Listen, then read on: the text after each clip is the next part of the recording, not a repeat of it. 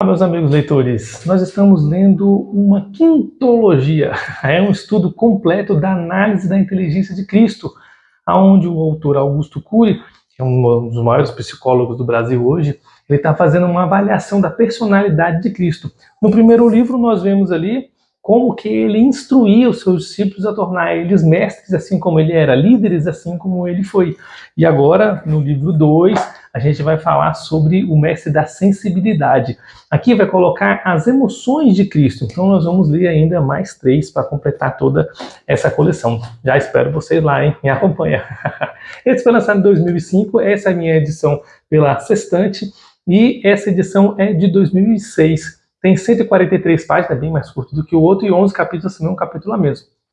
Não sei se porque mudou de editora, porque o único que eu tenho da Academia Inteligente é o livro 1, então a coleção está meio bagunçada. Eu achei esse aqui bem mais interessante. Ou, de repente, porque o tema é diferente, né? Gosto do tema de liderança, gosto do tema de emoções, mas esse aqui eu achei mais fácil de digerir. Eu não entendo muito quando Augusto Cury usa aquelas linguagens poéticas, e nessa daqui ele maneirou um pouco o pé, gostei bastante da leitura, parece que eu estou lendo um artigo científico com uma linguagem bem humana, bem facinho de entender.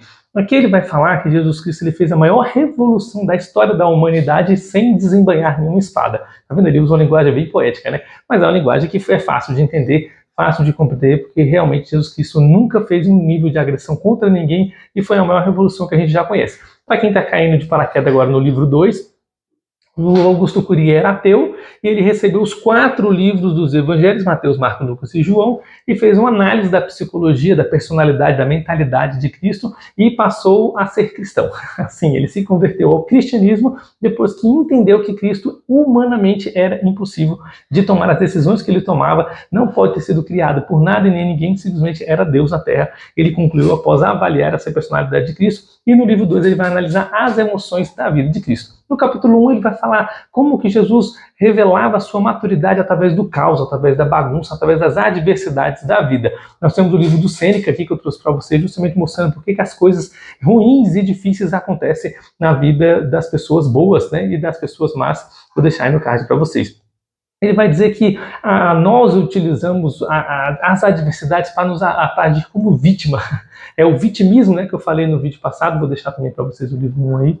E ele simplesmente vai falar que essa personalidade moldada no caos que Jesus Cristo tinha é uma das provas que ele era Deus, porque justamente o ser humano, na hora da adversidade, ele não tem essa cumplicidade, ele simplesmente não se abre igual o ser humano, né? O Jesus Cristo, ele era um Deus, ele simplesmente materializava algo surreal ali na hora que ele estava no momento de adversidade, e ali a gente vê inúmeros relatos bíblicos sobre como isso acontecia, como a gente citou no livro anterior, aqui o capítulo 1 está introduzindo bem, puxando um pouco do livro anterior, o exemplo daquela mulher que estava sendo apedrejada como prostituta, e ele ali no momento de adversidade máxima conseguia simplesmente pensar fora da caixa. Vamos dar outros exemplos aqui nos próximos capítulos. No capítulo 12 ele vai falar que Jesus semeava a vida, e isso vai falar muito sobre o ensinamento dele como mestre. Ele simplesmente ensinava coisas da vida ao invés de ensinar o conteúdo igual à escola, que ele também falou no outro livro, né? Jesus ensinava coisas sobre como viver e como ter uma vida plena, feliz, e simplesmente se abster desses problemas psicológicos, que ele vai falar bastante aqui nesse livro. Ele vai dizer que os jovens, eles estão livres na sociedade para fazer o que quiser. Nunca você teve um jovem tão livre como você tem no dia de hoje. Ele pode ser tudo o que quiser. Essa é a propaganda que é feita, né? Mas o jovem nunca esteve tão preso nas armas e nas armadilhas da sociedade dentro da sua mente. O jovem, ele não tem coragem de perguntar. Ele não tem um conhecimento para poder conversar com as pessoas. O jovem, principalmente das gerações mais novas, ele não sabe nem se comunicar com as pessoas perante a sociedade. E acaba ficando preso ali dentro do seu próprio mundo. Ele vai citar mais à frente, inclusive, que o jovem, ele já nasce com o celular na mão, de tão inteligente que ele é, sabe desenvolver todas as tecnologias, mas quanto mais ele consegue desenvolver isso, mais preso ele fica dentro da própria mente, porque ele não sabe se relacionar com as pessoas pessoalmente, não sabe lidar com as adversidades e com os problemas das suas emoções. É muito isso que a gente vai falar aqui, inclusive ele vai dar alguns segredos que a sociedade está presa numa proteção social. Você tem proteção na sua casa, você tem câmera, você tem alarme, você tem proteção na rua, você tem polícia, você tem drone, você tem tudo que você precisa de proteção. Mas a sua mente ela não está blindada contra essas emoções. Simplesmente quando você é decepcionado, frustrado ou abalado, você se torna uma pessoa psicologicamente destruída, e essa variação que ele vai chamar de hipersensibilidade das emoções é o que vai te abalar. Ele vai dar vários exemplos de como que você vai fazer para você aprender a lidar com isso, que é os exemplos que Jesus usou. como foi que Jesus, ele nesse momento de aflição, ele conseguia ter um controle mental e simplesmente se abster disso tudo. Ele vai falar, por exemplo, que Jesus, ele reconhecia os seus limites, que é o que a gente deve fazer, né? Saber até onde a sua psicologia pode ir, onde a sua mentalidade pode ir, até onde os seus argumentos conseguem chegar, para você conhecer primeiro quem você é. A gente fala aqui em vários livros, né, sobre desenvolvimento pessoal, principalmente sobre psicologia, esse tipo de assunto, você saber quem você é, o que você quer, onde você quer chegar, e é isso que o Augusto Cury está dizendo aqui. Ele está dizendo que você tem que ter humildade para aprender a perder. Saber que a vida não é tão fácil, é o que a gente falava no livro do Sêneca, né?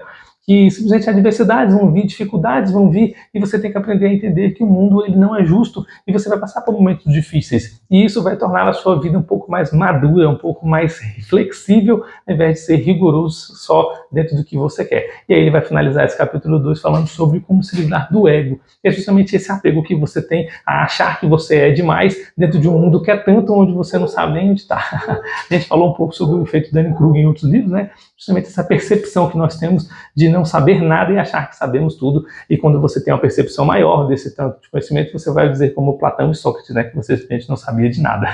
Porque você tem noção da grandeza do conhecimento que existe. No capítulo 13, ele vai falar um pouco sobre a inteligência de Cristo, que ele foi testado em todos os desafios mentais e psicológicos que você pode pensar, e vai dizer, por exemplo, ali, como a gente falou no livro anterior, né, que os fariseus, ele fizeram ataque ali em Jesus Cristo em xeque, né, onde ele não tinha alternativas de saída, ele simplesmente conseguiu sair. Ele vai citar o exemplo aqui do tributo de César, onde os fariseus fizeram uma armadilha para Cristo, e falaram para ele assim, se era lícito dar o dinheiro para César. César era simplesmente o imperador de Roma, e se Jesus fosse a favor de dar o imposto, ele estava se abstendo ali dos pobres que estavam morrendo de fome, porque não tinham dinheiro nem do imposto. E se ele ficasse do lado do pobre dizendo que o imposto era ilegal, ele simplesmente estava indo contra Roma, então de qualquer fato Jesus perderia. Mas Jesus, ele pensava fora da caixa, né? O que ele respondeu, né? Você lembra que Jesus respondeu? Você está afiado aí na Bíblia? Ele disse para entregar o que a César, o que era de César, e a Deus, o que era de Deus. Jesus, ele dava uma resposta que estava fora da caixa. Os fariseus, eles fizeram uma pergunta fechada, que se responde ou sim ou não. Mas Jesus respondeu uma pergunta aberta. Ele respondeu uma forma de pensar fora da caixa. Todo dia que você está numa situação, ou esse ou aquele, você tem a opção de escolher um terceiro. Você cria a terceira opção. E foi isso que Jesus fez. E isso não é humano. Se você não parar, refletir, tiver o controle da sua emoção, você não consegue fazer isso. E através desses detalhes que Augusto Cury determinou que Jesus, ele era Deus. Está gravando assim, né? Sempre interrompido, mas a gente continua, não tem problema não. Ainda sobre essa história do tributo de César, ele vai falar aqui que hoje nós temos uma democracia e nós temos total liberdade de expressão. E na época de Cristo vivia-se uma autocracia imposta por Roma. Quando você está no período, no governo autocrata, você não pode dar a sua opinião, você não é livre. Quando você fala aquilo que você pensa, você paga pelo que você fala. E hoje nós vivemos uma democracia que era para a gente ser livre, né? E aí eu trouxe esse livro aqui para vocês explicando exatamente como as autocracias nascem e como as democracias morrem. Qualquer semelhança que estamos vivendo agora no Brasil é coincidência, viu? Vou deixar aí no card para vocês meditarem sobre esse assunto, porque nós estamos falando de Jesus Cristo na época que eles eram impostos por Roma. Então Jesus não podia expressar a opinião dele, e quando ele simplesmente quebra os fariseus ali, dando uma terceira conversa, ele simplesmente não passa por cima de autoridade nenhuma, nem exclui os humildes e nem exclui a lei, simplesmente fala para você fazer o que é certo, o que é justo, o que é moral. Jesus era impressionante. No capítulo 4 vai falar sobre a última ceia, ele vai falar ali sobre o discurso do pão e do vinho, que era um discurso que não é humano. Imagina você estar na casa de alguém para jantar e o cara fala que você vai beber o sangue dele e comer a carne dele, você sai dali correndo. Tem nem um vampiro aqui, né? Coisa de maluco. E Jesus fez isso, ele passou o período falando para os discípulos que ele era o sacrifício, porque em Israel eles sacrificavam o cordeiro ali para fazer a expiação dos seus pecados. Jesus estava dizendo que ele era o cordeiro, por isso que não é tão incomum falar esse tipo de conversa, mas ainda assim parece louco, né? Mas imagina uma pessoa falar sobre isso, ou um humano pensar sobre isso. Por isso que Augusto Cury entende que Jesus, ele era Deus, porque era humanamente fora da caixa pensar nesse tipo de coisa. Ele vai dizer que nós somos soberanos no mundo. O ser humano, ele tomou o controle do mundo e tem a capacidade de fazer aquilo que quiser, mas o humano não é soberano na sua mente. E ele traz aqui que Jesus Cristo nos ensinava a ter esse controle das emoções nos momentos de adversidade e depressão, onde nós seríamos humanos e mestres da nossa própria mente. Ele vai dizer que Jesus, ele agia com os inimigos como se fossem amigos. Ele não tinha nenhum inimigo, justamente porque ele era livre. Qualquer pessoa poderia afligi-lo, mas ele não recebia essa aflição. Qualquer pessoa poderia apedrejá-lo, xingá-lo, humilhá-lo, mas nada disso atingia ele. Por isso que ele não tinha inimigos, apesar de muitas pessoas o considerarem como inimigo. E você aí, achando que aquela fofoca era contra você, né? É isso que esse livro vem trazer pra gente. A gente fazer uma blindagem mental contra esse tipo de coisas que acontecem. No momento da última ceia ali, todo mundo triste, porque Jesus estava falando da sua morte, Jesus vai lá e canta um hino alegre. Olha como é que ele era, né? Todo mundo triste, ele quebrava aquele gelo, quebrava aquele momento e cantou um hino alegre. Fica imaginando, né? Qual foi o hino que Paulo cantou quando ele estava com Silas na prisão? Qual foi o hino que Jesus cantou quando estava com os discípulos um pouco antes de ir para o Getsemane? Escreve aqui nos comentários, como é que você acha que seria essa letra? Deve ser maravilhoso cantar ali junto de Cristo um hino de adoração, né? No capítulo 15, ele vai falar sobre o discurso de Jesus antes de ser capturado. O último discurso que ele faz para os discípulos. Ele vai falar com o livro de João, a quarta epístola dos evangelhos ali, né? Dos quatro evangelhos do livro de João, metade dele fala sobre as últimas 40 horas de Cristo. E justamente esse último discurso que Jesus tinha, ele fazia uma imortalização ali de que o homem deve transformar-se através da renovação da mente, que é a nossa metanoia, né? Que antes de morrer, Jesus estava falando de prazer. Um homem que estava prestes a ser sacrificado e morto, passar por todo aquele sofrimento que nós sabemos que ele passou, e ele sabia que ia passar, ele estava falando de prazer para os seus discípulos. É humano isso? Não é, né? É uma pessoa transcendental que consegue pensar nesse tipo de coisa. No capítulo 6, ele vai falar sobre um pouco da arte da autoridade, quando Jesus estava ali no templo, que ele derrota, destrói aqueles cambistas, bota todo mundo para correr, que autoridade que ele tinha para fazer aquilo, ele explica um pouco sobre isso. Ele vem dizer que Jesus ele não veio para ser um herói, ele veio para trazer uma metanoia. E é justamente que esse livro sempre fala, na renovação da nossa mente através do controle das emoções, que é o tema desse segundo livro. O capítulo 7 vai falar sobre a dos inimigos, né, que Jesus tinha, a gente citou um pouquinho no capítulo 5 ali, ele simplesmente não tinha inimigos, que ele conseguia corrigir as pessoas através de um diálogo de reflexão que fazia com que a pessoa ela entendesse o seu próprio erro. Esse livro aqui fala a mesma coisa, né? Como que você vai repreender ali um discípulo, alguém no seu ministério ou no seu trabalho filantrópico ou até na sua empresa, como você faz uma repreensão. E Jesus fazia exatamente isso. Esse livro aqui não fala nada de Jesus Cristo, e esse aqui não fala nada de empreendedorismo, e os dois falam a mesma coisa. É engraçado como os livros sempre se correlacionam, por isso que eu sempre trago a grama de livro aqui para vocês. Ele vai dizer que andar com os fortes, e eu vou deixar isso no short para vocês, é muito fácil você se sentir forte do lado de um cara forte. Difícil mesmo é você ser forte do lado de um fraco, você proteger aquela pessoa. Por isso que você deve se fortalecer. E aqui eu trago um vídeo para vocês onde você deixa a sua mente cada vez mais afiada e mais forte. No capítulo 8 ele vai falar dos sintomas ali antes da crucificação de Cristo, onde ele cuidava da liderança do eu. E esse é um dos grandes segredos para você ter o controle da sua emoção, liderar a si mesmo. Você pode simplesmente colocar na sua mente que aquele defeito ou aquela emoção que você está sentindo é você que decide. E aí eu trouxe para vocês a psicologia revolucionária para ensinar como é que faz isso, né? Você ter o controle da sua emoção e dizer eu quero ser assim e assim eu vou ser. Para que você possa superar essa fragilidade emocional que Augusto Cury está citando aqui no livro.